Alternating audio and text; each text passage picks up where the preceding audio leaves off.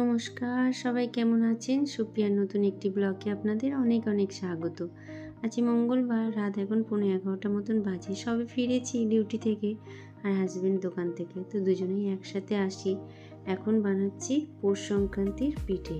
কালকে যেহেতু পৌষ সংক্রান্তি, তাই আজকে ভাবলাম পিঠেটা বানিয়ে রাখি। কাল আর তো টাইম পাবো না সারাদিন তো কাজের মধ্যেই ব্যস্ত থাকবো।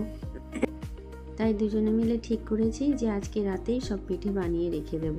সব মানে বেশি কিছু না, নারকেল পিঠে মানে দুধকুলি হবে, পাটিসাপটা হবে আর একটা গুড়ের পিঠে। আর এবারে ওর বন্ধুরা সব বায়না করেছে যে পৌষ সংক্রান্তিতে পিঠে খাবে, তাই জন্যই বেশি জোর করেই করা হচ্ছে। কেন কি এত রাত্রে বাড়ি ফিরে এসে থকে গেছি আমরা, মনে হচ্ছে যেন বিছানা পেলে এক্ষুনি ঘুমিয়ে পড়ি, কিন্তু কিছু করার নেই। এখন ওই পিঠে বানাতে হবে, কালকের সব বন্ধুদেরকে দেবেও। অনেকেই বলেছে যে পিঠে তোমরা কি করে বানাও, এখানে তো নর্থ বেঙ্গলিরা জানে না যে পিঠে কেমন করে খায় বা কিভাবে বানাতে হয়। অনেক দোকান থেকে যখন আমরা নারকেল কিনি তখন ওরা জিজ্ঞাসা করে এতগুলো নারকেল কি করবেন, পুজো দেবেন? তো আমরা বললাম না, সংক্রান্তি আছে, পিঠে বানাবো। বলছে আবার পিঠেটা কি হয়, মানে এরকম কোশ্চেন। যারা খেয়েছে তো তারা ভুলতে পারে না, তারা তো পিঠের সিজন এলেই বলবে যে পিঠে বানিয়ে দেবে, আর যারা খায়নি তারা ওরকমই বলে। যাই হোক, এখানে আমি ওই নারকেলের আর ওই পাটিসাপটা মানে দুধকুলির আর পাটিসাপটার পুর বানিয়ে নিচ্ছি। নারকেলটা প্রথমে ঘি দিয়ে আর এলাচ দিয়ে একটু ভেজে নিয়েছি, আর একটু সামান্য নুন দিয়েছি। নুন না দিলে আমার যেন মিষ্টি লাগে না, তো ওই কোনো মিষ্টি বানালে আমি সামান্য নুন দিই। তো ওর মধ্যে নুন দিয়েছি আর খোয়াটা গ্রেট করে রেখেছিলাম, তো খোয়াটাও দিয়ে দিলাম। নারকেল আর খোয়া একসাথে করলে একটু বেশি পরিমাণের হয় আর খেতেও বেশ ভালো লাগে। নারকেলটা শুধু খেতে কেমন লাগে, আর খোয়াটা তো শুধু বানালে অল্প হয়ে যায়, ওই জন্য দুটো মিক্স করে বানালাম। আর গুড়টা গ্রেট করে রেখেছিলাম, তো গুঁড়ো দিয়ে দিলাম। চিনি অল্প পরিমাণে দিয়েছি যাতে ওটা বান্ডিংটা ভালো হয়। মিক্স ভালো করতে গেলে একটু চিনিও লাগে, একটু গুড়ও লাগে, তাহলে খুব সুন্দর পুরটা তৈরি হয়ে যায়। হাজব্যান্ড নারকেলটা কুড়িয়ে দিয়েছিল এসে, আর আমি তারপরে এটাকে পুরটা বানালাম। এবার মনে হচ্ছে একটু যেন চা খেলে খুব ভালো হয়। এখন প্রায় বাজে 11:30 মতন বাজে, সবে পুর বানিয়েছি, তারপরে আবার চালের ডো বানাতে হবে, পাটিসাপটার গোলা বানাতে হবে, মানে অনেক কাজ। তারপরে এক সাইডে ভাতও বসিয়ে দিয়েছি, পাটিসাপটা বানাবো। তো ওই কড়ার মধ্যে জল বসিয়ে দিয়েছি গরম করতে, হালকাই জল গরমটা করব, বেশি না। আর যে কড়াইটায় পুর বানিয়েছি ওই কড়াইটার মধ্যেই জলটা গরম বসিয়েছি। একটু হালকা গরম হয়েছে, নামিয়ে নিয়েছি, বেশি গরম করিনি। এর মধ্যে একটু গুড় দিয়ে দেবো, সুজি, চালের গুঁড়ো আর ময়দা, এই দিয়ে পাটিসাপটার গোলাটা গুলে নেব। আর এই জন্য জলটা গরম করে নিলাম। এখন তো সুজি দেব, সুজিটা খুব তাড়াতাড়ি তো ফুলে ওঠে না গরম জলের মধ্যে, ওই জন্যই ভিজিয়ে দেওয়া হচ্ছে যাতে তাড়াতাড়ি সুজিটা ফুলে যায়। এই যে এখানে নিলাম প্রথমে চালের গুঁড়ো, ময়দা আর এই যে সুজি, 2 চামচ মতন সুজি নেব। বেশি বানাচ্ছি না, এটাই বানাতে বানাতে প্রায় 1 ঘন্টা 1.5 ঘন্টা লেগে যাবে। গুঁড়ো দিয়েছি, চিনি দিচ্ছি না, গুড় দিয়ে বানাচ্ছি। ভেবেছিলাম দুধ দিয়ে দেবো, তো দুধটা তো ওখানে ইউজ হচ্ছে বেশিটাই, আর নারকেল পিঠেটা তো অনেকটা বানানো হবে, ওই জন্য ওখান থেকে আর দুধ নিলাম না। জল দিয়ে এই পাটিসাপটার ব্যাটারটায় গুললাম। এই যে হয়ে এসছে, একটু পাতলা পাতলা মনে হচ্ছে। সুজিটাকে ফুলতে দিই, যদি সুজিটা ফুলে ঘন হয়ে যায় তাহলে আর চালের গুঁড়ো মেশাবো না, কেন সুজিটা এখনও ফোলেনি। সুজিটা ফোলার জন্য একটু টাইম দিতে হবে। ওটাকে রেখে দিয়েছি ঢাকা দিয়ে। আর এখানে চালের ডোটা বানানোর জন্য কড়ার মধ্যে জল আর একটু নুন দিলাম, ওই 1/2 লিটার মতন জল দিয়েছি।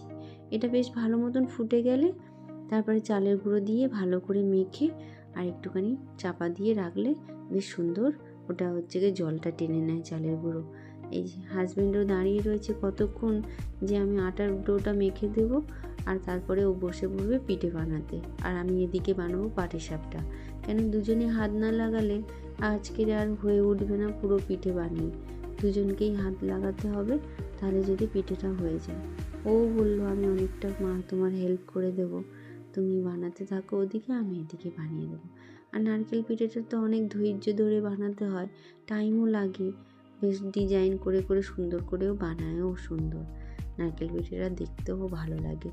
ওদিকে দুধ বসিয়ে দিয়েছি নারকেল পিঠের জন্য, আর ওখানে চিনি দিয়ে একটু এলাচ দিয়ে, আর দুধটা ফুটেও গেছে, কমিয়ে রেখেছি। শুধু পিঠের অপেক্ষা হচ্ছে যে কতক্ষণ পিঠেগুলো রেডি হবে, তারপর এক এক করে দুধের মধ্যে ছাড়া হবে। এই যে বেটু আবার এসে ঘুরঘুর করছে যে মাম্মা কী বানাচ্ছ। ওর তো সব জিনিসটা একটু বেশি বেশি ইন্টারেস্ট। আর রান্নাঘরে তো 2 থেকে 3 বার আসতেই থাকবে তুমি যতক্ষণ রান্নাঘরে থাকবে। আর ওদের বললাম তোরা খাওয়া দাওয়া করে ঘুমিয়ে পড়। কেন হবে, তোমরাও চলো একেবারে একসাথে খেয়ে তারপরে শোবো। আমরা যতক্ষণ না বিছানায় যাব ততক্ষণ ওরাও তো যাবে না। তাই ওরা ওদের মতন টিভি দেখছে আর আমরা আমাদের মতন কাজ করছি। একটু আটাটা নরম নরম লাগছে, তো একটুখানি গুঁড়ো মানে ওই চালের গুঁড়ো নিয়ে মাখিয়ে নিচ্ছি, যাতে আটাটা একটু শক্ত করে বানিয়ে নিতে পারি। পুরো যেমন আটা মাখা হয় সেরকমভাবে চটকে চটকে মাখলে ভিতরে যদি কোনো গুটলি হয়ে থাকে সেটা বেশ ভালো মতন মেখে যায়। বাস হয়ে গেছে, খুব সুন্দর মাখা। এই যে এইটার এখন পিঠে হবে। পিঠে বানানোর পরে বলেছি একটুখানি চুষিও বানিয়ে দাও। দুধকুলিতে আবার চুষি না হলে বেশ খেতে ভালো লাগে না। এই যে ঢাকা দিয়ে রাখলাম। হাজব্যান্ডকে বললাম তুমি বসে পড়ো বানাতে, আর আমি এদিকে পাটিসাপটা বানাতে বসে যাই। ধোসা বানানোর তাওয়াটাই নিয়েছি। ননস্টিকের যে তাওয়াগুলো ছিল ওগুলো সব ননস্টিক উঠে গেছে। ওর মধ্যে বানাতে গেলে দেখি নিচে লেগেও যাচ্ছে। ওই জন্য বলি না, ধোসার যে তাওয়াটা আছে ওটাতেই ট্রাই করি, যদি ওটাতে হয়ে যায়। আর ব্যাটারটাও খুব সুন্দর হয়েছে, মনে তো হচ্ছে হয়ে যাবে। আর এই ধোসার তাওয়াটাও খুব সুন্দর ধোসাও উঠে যায় ফরফর করে। এটাও মনে হচ্ছে হয়ে যেতে পারে, যেহেতু গুড় আছে তো। আর যদি দুধ পড়তো আর একটু লেগে লেগে যাওয়ার ভাব থাকে। ওই প্রথমে 1-2 তো লেগেই যাবে, তারপরে আস্তে আস্তে ওটা সেট হয়ে গেলে তখন খুব সুন্দরভাবে উঠে যায়। এখন তো দেখছি একটু একটু লেগে যাচ্ছে প্রথম তো, ওই জন্য। আবার 2-1টা বানাতে বানাতে সেট হয়ে গেলে তখন আবার পুরো সুন্দর উঠে আসবে। পাটিসাপটা বানাতে গেলে না আপনার ননস্টিকের তাওয়া থাকলে ওটাতে খুব সুন্দর হয়। মানে ওটা তো একদম দাও আর উঠিয়ে নাও, এত সুন্দর যে উঠে যায় ননস্টিকের তাওয়াতে। ও ননস্টিকের তাওয়াটা আমার সব নষ্ট হয়ে গেছে। আর পাটিসাপটা বানানোর জন্য ভেবেছিলাম ননস্টিকের একটা তাওয়া কিনবো, সে আর সময় হয়ে ওঠেনি। তো এখন যেহেতু এই লোহার এতে বানাচ্ছি, লোহাটা তো বানালে খারাপ না, তো এটাতে বানাচ্ছি। তো প্রথমে তো 1-2 তো একটু একটু লেগেই যাচ্ছে, তারপরে দেখি আস্তে আস্তে বানাতে বানাতে যদি, এই দেখুন বললাম না আস্তে আস্তে বানাতে বানাতে ভালো উঠবে। এটা আবার একটু বাঁধছে, কিন্তু ওই নিচ থেকে একটু ছাড়িয়ে ছাড়িয়ে দিলে খুব সুন্দর আবার উঠেও যাচ্ছে। কয়েকটা বানানো হয়েছে, এখনও অনেক বাকি আছে বানাতে। এবারেও তো আমার বন্ধুদের দিতে পারবো না। এবারে যে বানাচ্ছি এটা হচ্ছে ওর বন্ধুদের সবাইকে দেওয়া হবে। আবার যখন আমি টাইম পাবো এর মাঝখানে, তখন আমার বন্ধুদেরও বানিয়ে দেব। ওরাও ভালো মন্দ কিছু বানালে আমাকে দিয়ে যায়, আমিও কিছু বানালে দিয়ে আসি। কিন্তু সেটা আর এখন উপায় হয়ে ওঠে না, যখন আমি বানাই তখন দিয়ে আসি। তো প্রতি বছর আমার এটাই থাকে যে আমি যেটুখানি বানাই ওদেরকে সবাইকে একটু দিয়ে আসি। কিন্তু এবারে আর সেটা হয়ে উঠছে না।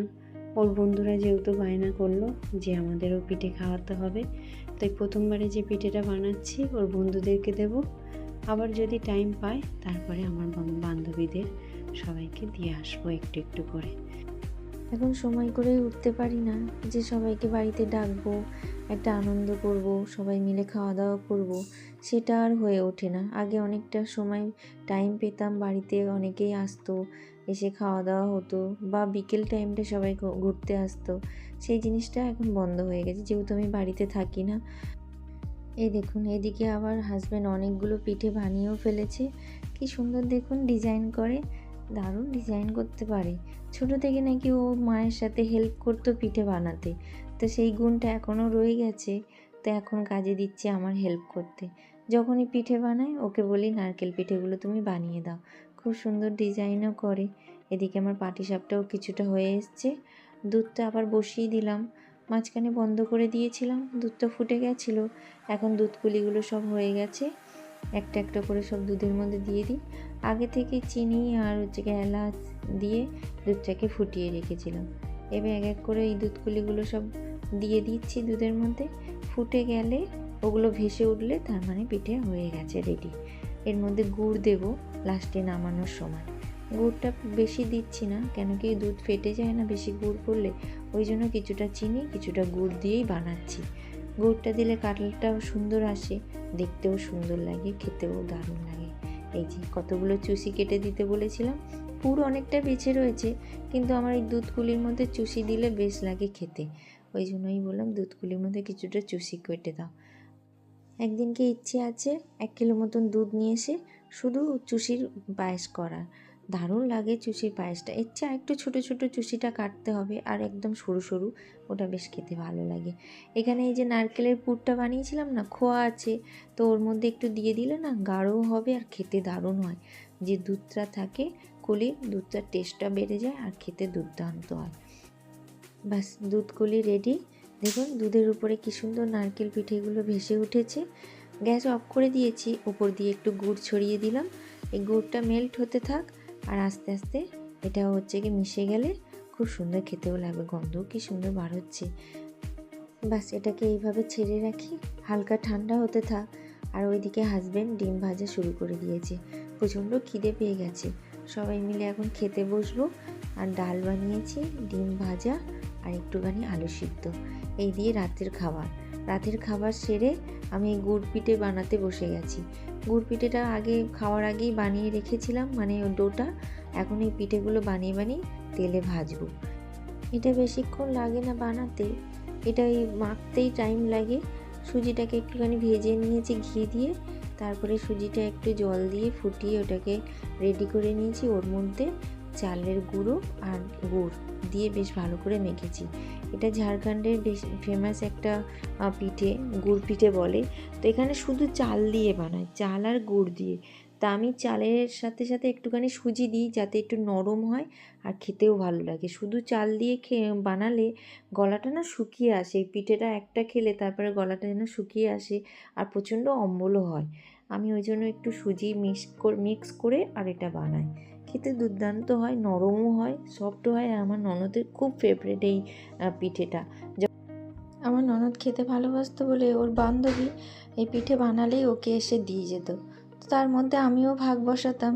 তো বেশ খেতে ভালো লাগতো, কিন্তু এই প্রচণ্ড অম্বলও হতো আর গলায় খুব ওই পিঠে যেন আটকিয়ে যেত। শুকনো শুকনো হয় তো, আর চাল শুধু। ওই জন্য ভেবেছিলাম যখনই পিঠেটা বানাবো তখন একটুখানি সুজি দিয়ে বানিয়ে দেখবো কেমন হয়।